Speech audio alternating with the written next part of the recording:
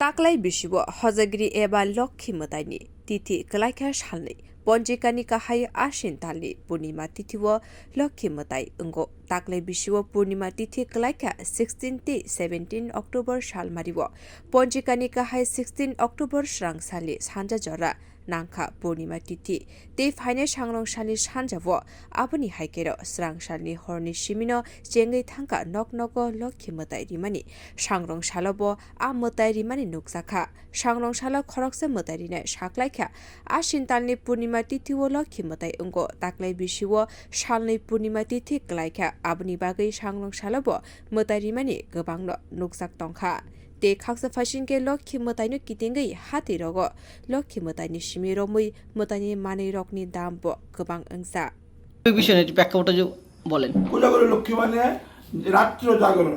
কোজাগরি লক্ষ্মী পূজা মানে রাত্র জাগরণ করিয়া যে পূজাটা করা হয় এটাকে কোজাগরি লক্ষ্মী পূজা বলা হয়। লক্ষ্মী সম্বন্ধে যদি একটু বলেন কেন করা হয় বাড়ি ঘরে লক্ষ্মী পুজোটা একটু।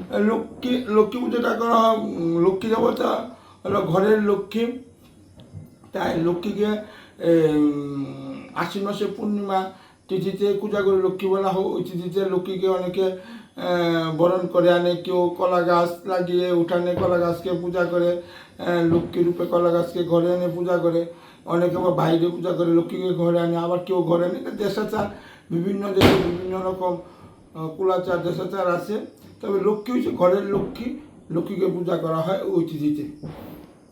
Bio report কক্ষরা।